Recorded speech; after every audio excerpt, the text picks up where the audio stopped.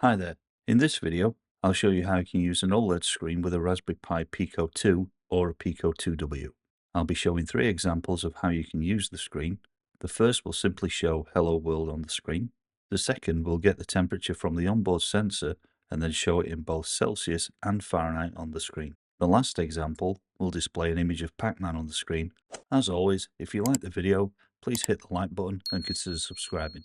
Now, let's go over what's needed for this project. In terms of hardware, you'll need a Pico 2 or a Pico 2W, an USB-A or USB-C to micro USB cable, a breadboard, an OLED screen. The one I'm using is a black and white 128 by 32 pixel display that uses an SSD 1306 chipset that uses the I2C bus, and 4 DuPont male-to-male cables. They can be any color you like as long as it makes sense to you. I'll be using an orange, a black, a yellow, and a blue cable. I'll cover their uses in the next section. As for software, you'll need MicroPython installed on the Pico 2, Python installed on your local system, and lastly VS Code. Now, let's take a look at how this will all be wired up. So here's a simple wiring diagram.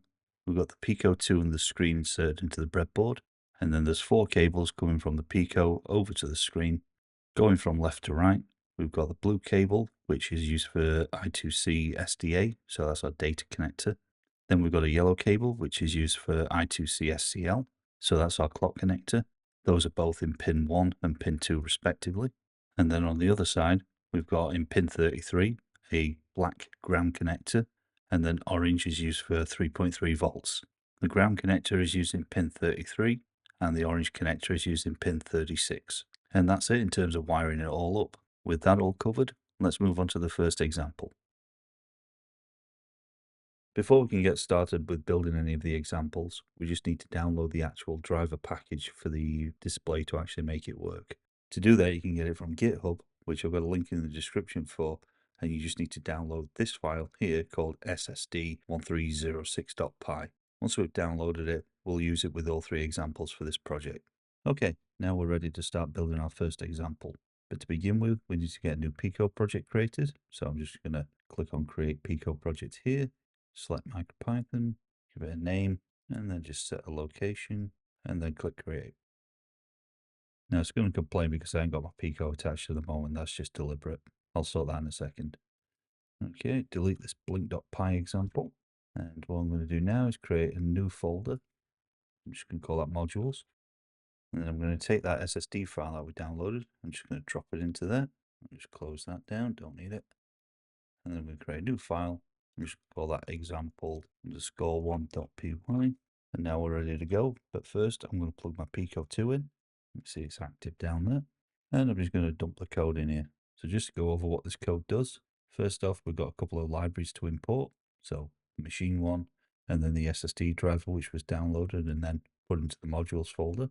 We only need this particular part out of it. Then we're going to define a main function. This is where everything for this example is going to sit. So the first thing we're going to do is we're going to set up the display driver settings. We want SDA, so because this is using I2C, we need the SDA pin to use, which in this case is pin 0, and then SCL, so the clock connector, that'll be on pin 1. And then we're just going to initialize the I2C bus with those parameters, along with the frequency. Then we're going to set the display size. So in my case, my display is 128 pixels by 32 pixels. And then we're going to create the actual display itself. Basically just take those 2 variables there, along with the I2C settings, and then instantiate a display for us to use. After that, we're going to fill the display with nothing. So that basically just turns every pixel off. And then we're going to print out 4 lines onto the display. The first line is just going to be a line of basically dashes, just so I can fill the display up. So it's just going to be 1 dash, times it by 127, so we get 128 dashes on the screen. As for what these are, this is the X pixel to start at, so this will always start at pixel 0. Then the Y pixel to start at, so in this line it's going to be on pixel 0. And then 1, what color do you want it? My display is black and white, so there's only 2 color options. You either do 0, which would be black, or 1, which would be white. Then we're just going to do a similar thing on the next row, except we're just going to print hello. And the only difference here is that it's going to start at pixel 8.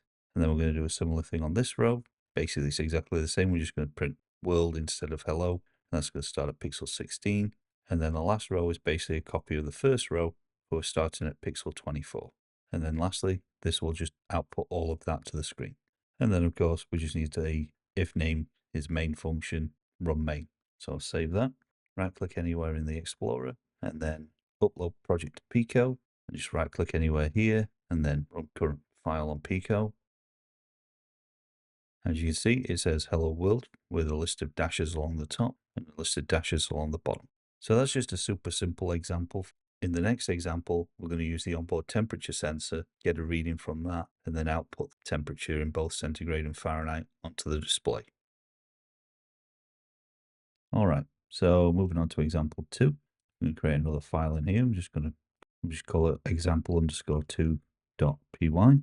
Now, before I actually make use of this file, I'm going to import a couple of additional modules that I've created.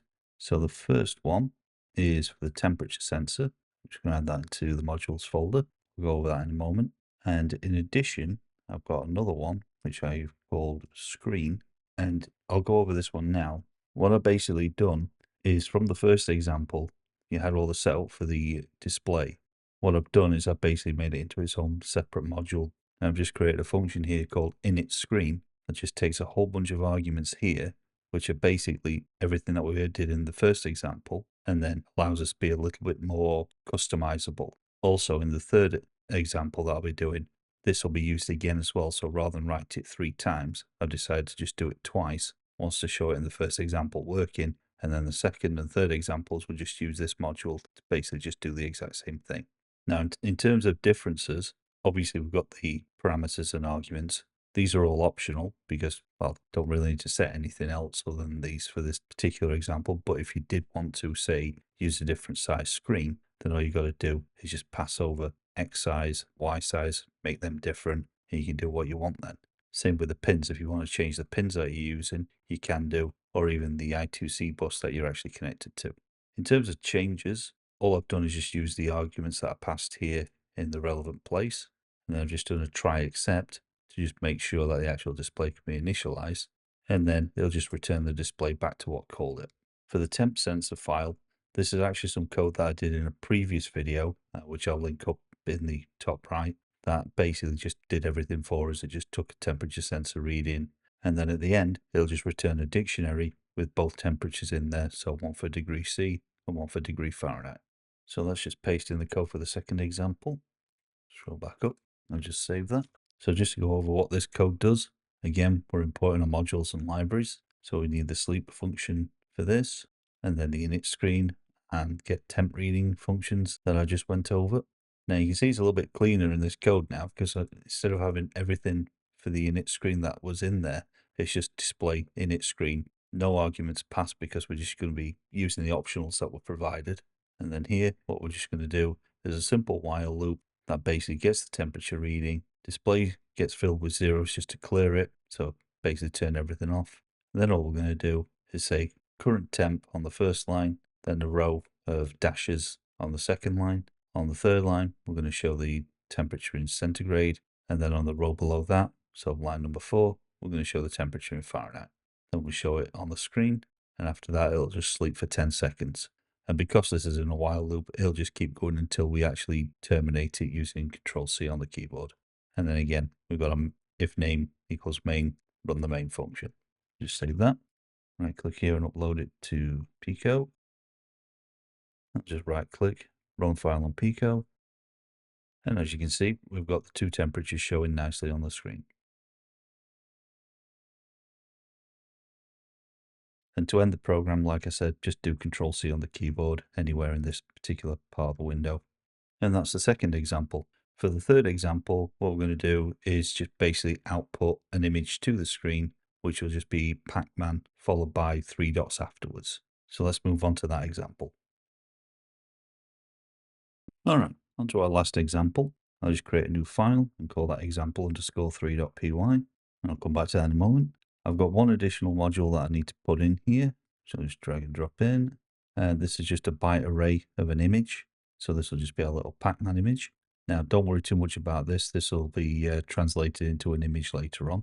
But in short, it's just a byte array of a particular image of Pacman, which actually I'll just dump in here as well and you can see it's just a simple 32 by 32 pixel image of a yellow Pacman. When I output it to my screen, that'll end up being white, but that's just because of the screen type. Next up, I'll just paste the code in here, scroll up, and just to go over the code for this example, we're just going to import two things from FrameBuff, that being FrameBuffer and Mono HLSB. Those just allow us to output an image onto the screen. Then we're going to import the Pacman image byte array from the modules.pacman file. And then again, like we did in example 2, we're just going to import in its screen. So that's basically the same there. Just going to initialize a new screen.